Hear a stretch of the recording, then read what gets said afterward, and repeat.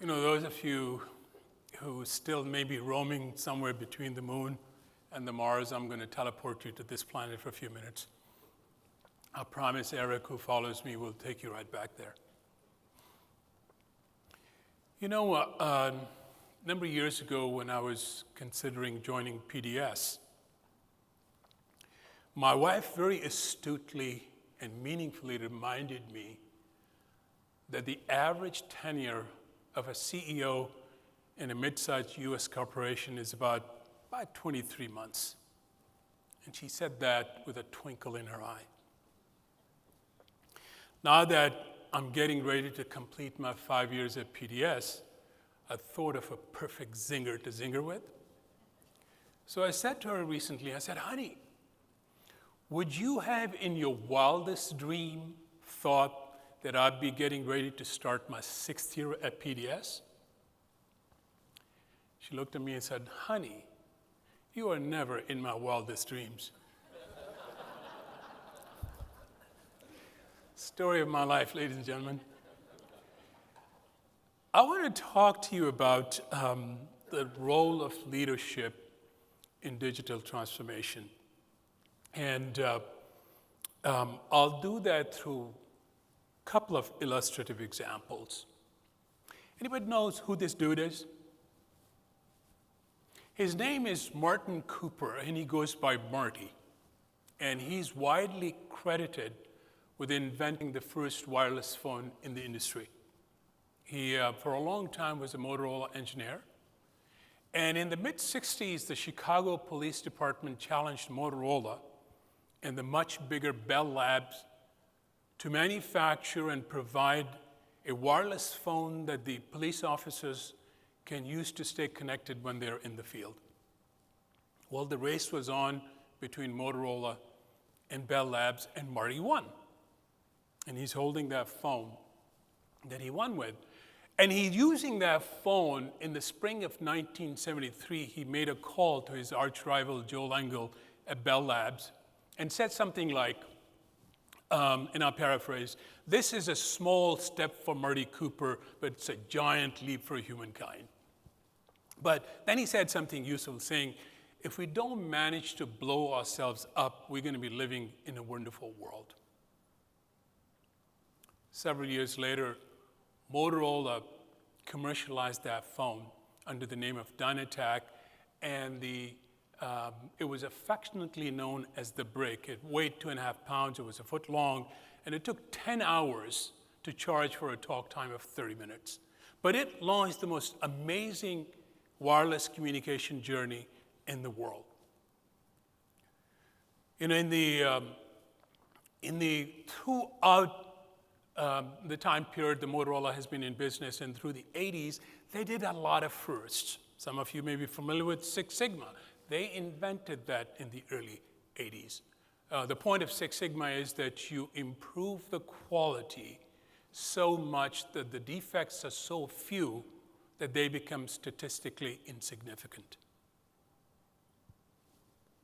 In mid-90s, Motorola introduced the very first alphanumeric pager that is still in use in many of the healthcare organizations.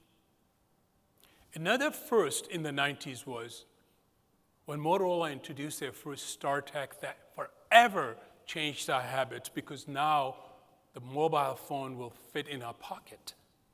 Instead of leaving it in our briefcase or in the car, we carried it with us all the time.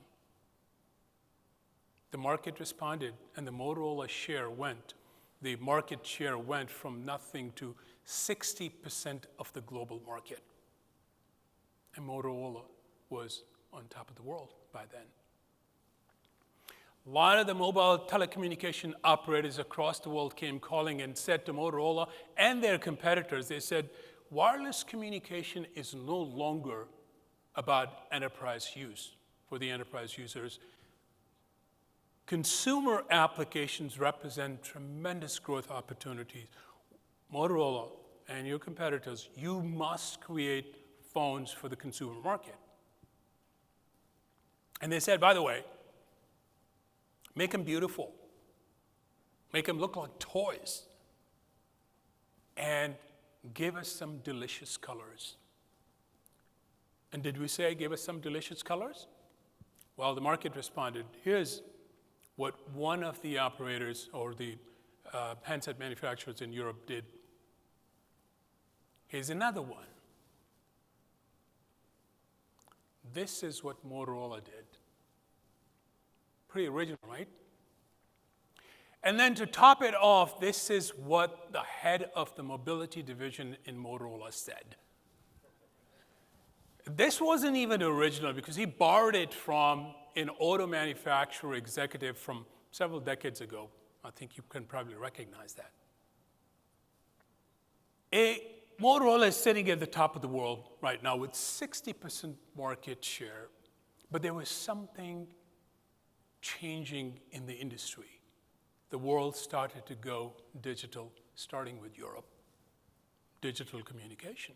Motorola refused to go there. They continued to manufacture the analog phones. Turns out their sister division within the company that manufactured the infrastructure moved on to digital, and they commercialized the very first digital infrastructure using the CDMA technology. And they deployed it. The only phone that would work on that infrastructure was from their arch rival Qualcomm. There was no Motorola phone to be found that worked on their digital infrastructure. The management said, the leadership said, digital is a fad. Now, some of you might recall, early 90s, there was a large West Coast conglomerate said, internet is a fad. Do you remember that? About the same time, the CEO of the gold standard mini computer said, Unix is snake oil. Neither one of those companies are anywhere to be found.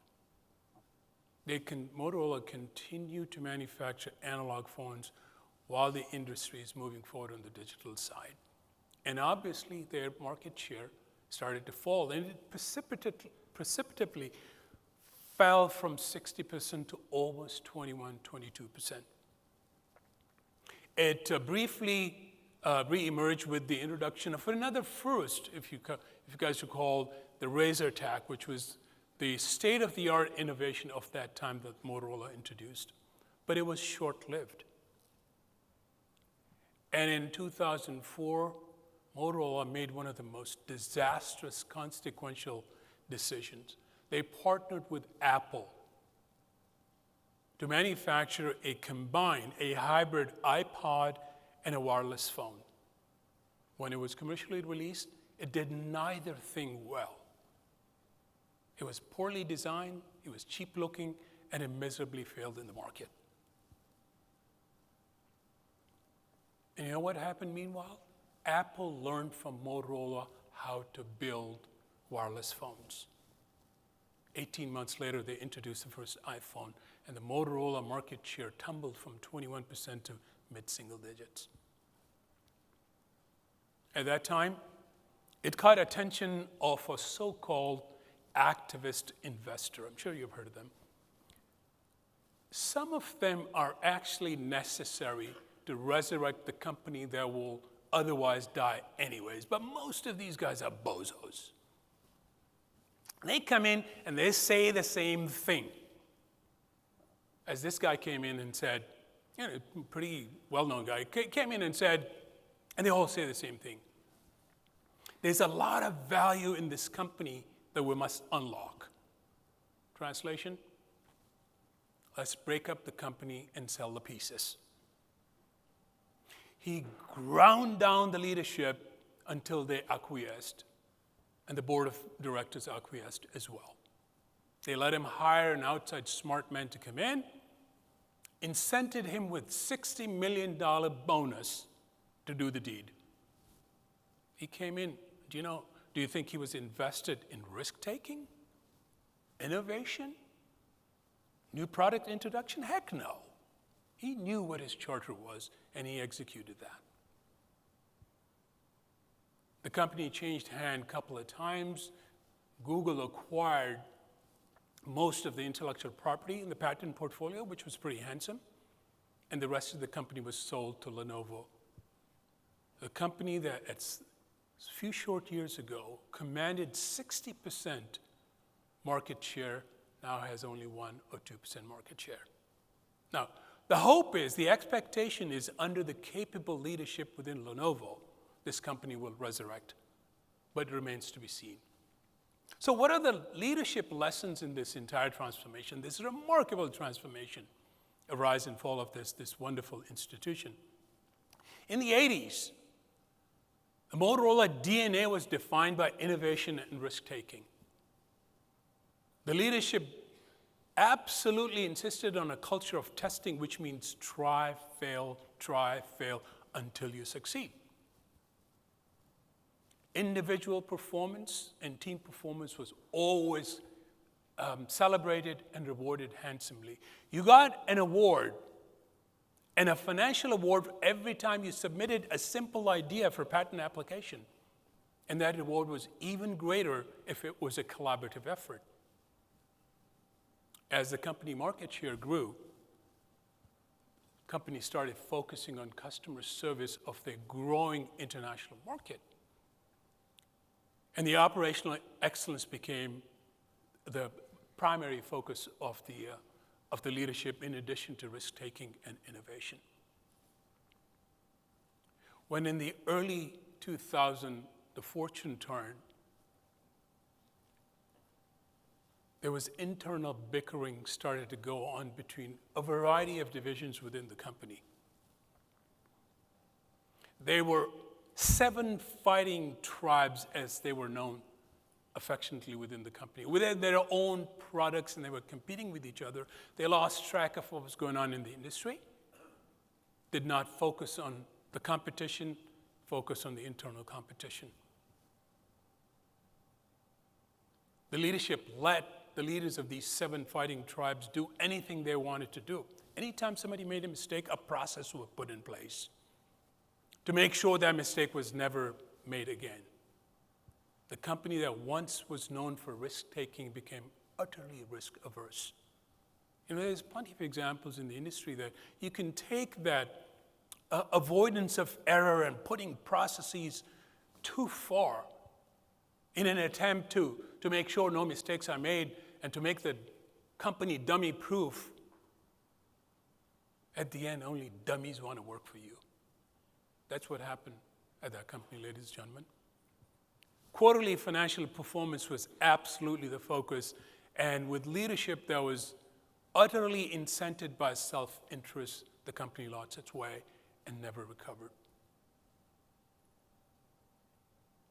The company, at one point, commanded a market valuation of $100 billion, was eventually sold to Lenovo for less than $3 billion. Lenovo got a great deal. And as I mentioned earlier, this story is still being written. Hopefully, under the new leadership, this company will find its way and resurge back to its glory, but it remains to be seen. Let me give you another example. Anyone knows what this company is? PDS, yes, exactly. In a few years from now. I'll give you another hint. 160 billion market cap today. Any guesses? How about 195th overnight on Fortune 500 companies list? This ought to give it away. It was founded in 1997 as Kibble. Oh, come on. Somebody's got to know it. All right, this should give it away, okay? 150 million subscribers in 130 countries. There you go. You got it. Netflix. See, ladies and gentlemen, with Netflix, it is the most remarkable digital transformation story of our time. Now, I really am not a movie aficionado. I hate to admit it, but I don't know very much about their movies. But what I do know is this is a remarkable story of digital transformation. Technology is everything. When the founders founded their company, it wasn't about DVD distribution or DVD sales. It was all about the power of internet as the most powerful distribution mechanism. That was their strategy from day one, and there's plenty of evidence that that's how they started. In 2000, the founders tried to sell their company to Blockbuster for $50 million, and Blockbuster turned them down. We don't have to imagine how Blockbuster feels about that decision today, right? But they turned them down. In 2007, they released the first streaming service, and they very quickly found out that the internet wasn't ready for it. No encryption technology, no compression technology, no security, no bandwidth. The founders spent hundreds of millions of dollars developing those technologies, hundreds of millions of dollars that they didn't have, but they bet on it. And you know what they did? They did it with an open source community. They've created an impressive open source community around them. They threw everything in that pot. That technology that Netflix has developed is known as the Netflix architecture, and there is dozens of organizations, you may or may not know, that have adopted that architecture, and it's known as the Netflix architecture for free, because they give it away. Motorola, when it exited the business, had over 54,000 granted patents, another 60,000 applications. Do you know how many patents Netflix hold? A few hundred, because they give everything away. Put it in the free pot in the open software. A few years ago, they released their recommendation algorithm to the open community, saying this is how we recommend new content to our consumers. This is completely contrary to the recommendation algorithms that most of the other media companies jealously and religiously guard. Netflix threw that away in the open pot and threw a challenge saying, if anybody can better it, we'll pay you $1 million. Well, one budding entrepreneur actually improved it by 10% and got $1 million for that. So that has been the culture at Netflix. Now, if you look at their hiring website, the management utterly focuses on making sure they bring the best possible talent and provide them an environment in which they can flourish and become even better. There's a lot of data in the industry that Netflix employees in their market are the highest paid, and there's the least turnover within Netflix because they cherish them and they provide environment to them. Their hiring website says, sustained B-level performance despite A effort will earn you a generous severance package with respect. Sustained A-level performance despite minimal effort will earn you increased responsibility and greater pay. That's how much they put emphasis on the talent and their people. Now, this year they had a little bit of a hiccup, but this story is still being written, and it's one of the most instructive transformation that's impacted by the leadership within that company. We'll see what happens with that. Now, I don't mean to be giddy about Netflix or cast aspersions on my former employer, Motorola. The reason I chose these two examples is to illustrate the role of leadership in the digital transformation, and two examples. And what I like to do is to summarize what the lessons are from these two examples in terms of digital, in terms of all the competencies that a leadership should have if they intend to take their organization through a digital transformation. So I'll talk about three of those competencies. Competencies are just that, ladies and gentlemen. They are skills that can be developed, that can be nurtured. Nobody's born with them. But anybody can learn them, anybody can develop them. if we want to. The first skill set, the competency I'm going to talk about is the digital competencies. All organizations, regardless of their business, must have a technology strategy, or they're taking an existential risk. Leaders must know what technologies offer the biggest threat of disruption to their business and what technologies offer the opportunities. You see, we as human beings, we think linearly. Technology evolves exponentially. So therefore, the rate of disruption that's caused by technology is accelerating. So it makes it absolutely necessary for leaders to be well versed with what the technologies are. Otherwise, they're going to be extinct very, very, very soon. You know, artificial intelligence, machine learning, data science, blockchain are no longer buzzwords. They are impacting every single business in the most profound way. And the leadership must understand that, must be well versed with it for their longevity.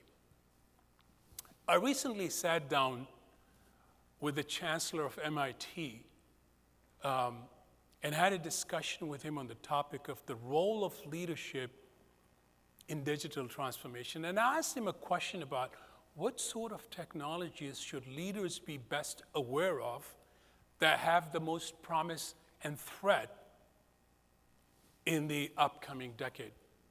Here is part of what he said.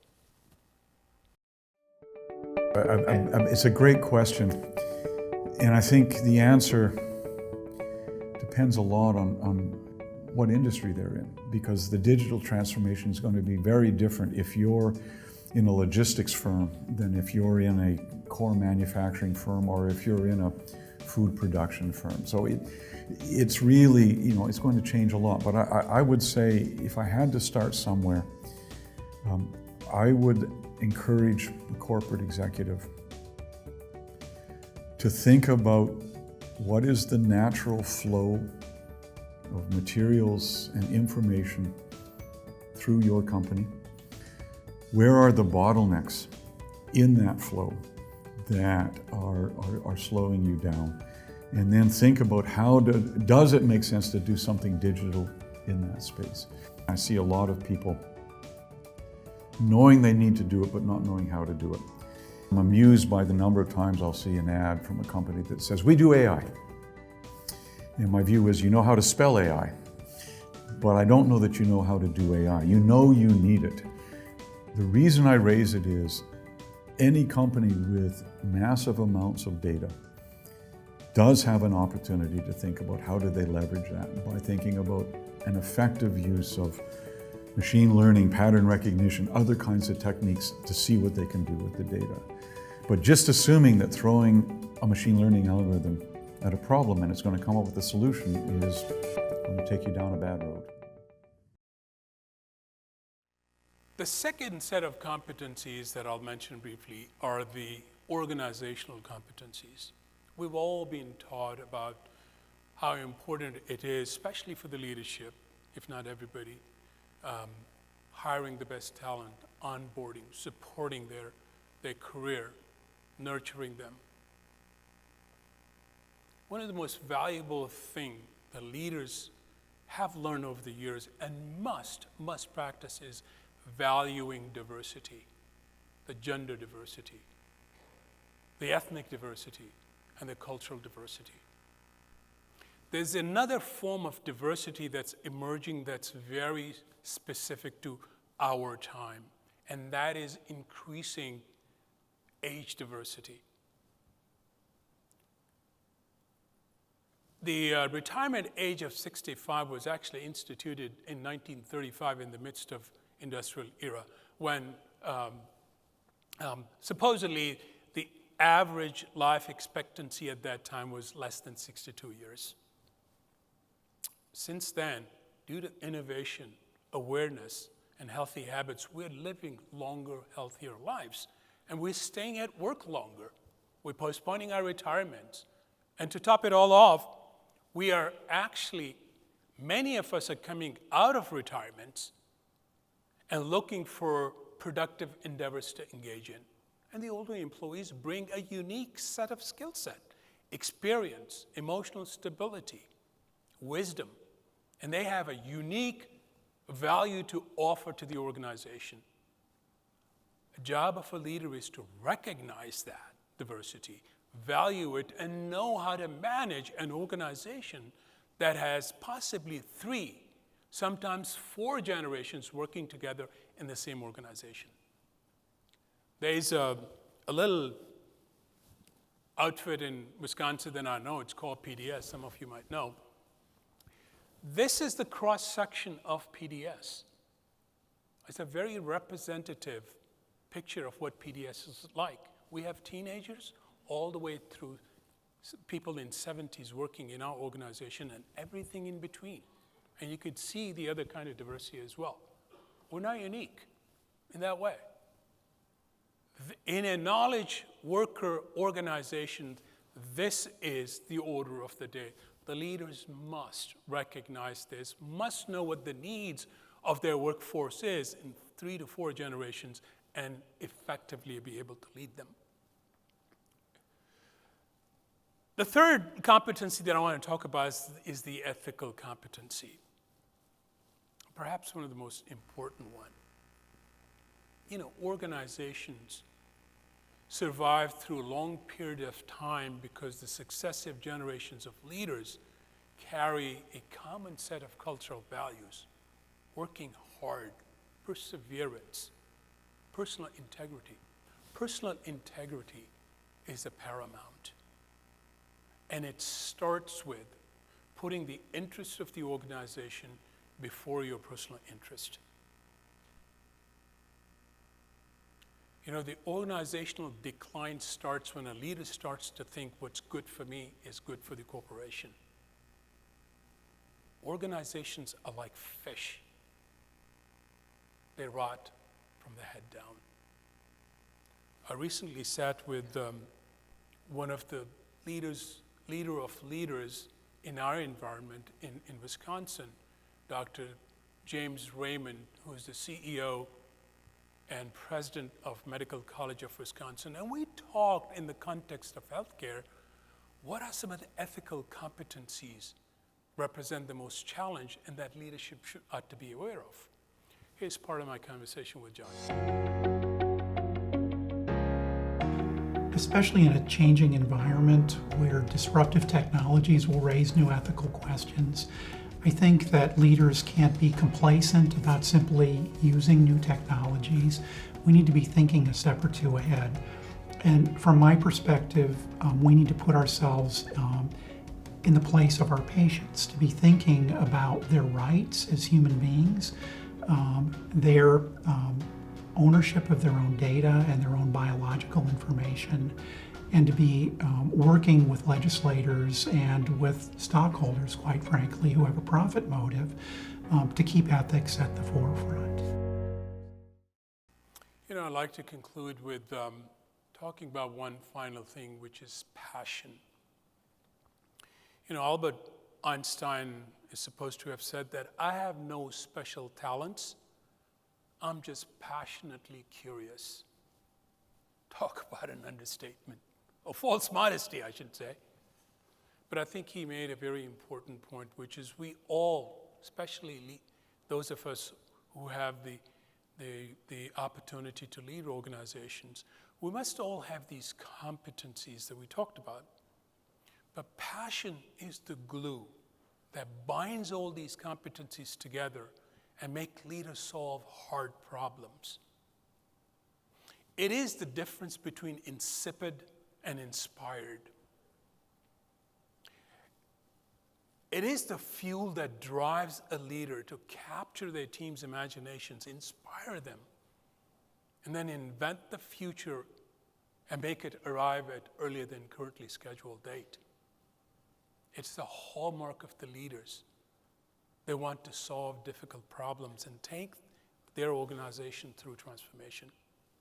One of my favorite sayings about leadership and passionate leadership actually comes from a pastor. who said, if you consider yourself to be a leader and proceed to lead, every now and then, look over your shoulders. If no one's following, dude, you're just taking a walk. Thank you so very much, ladies and gentlemen.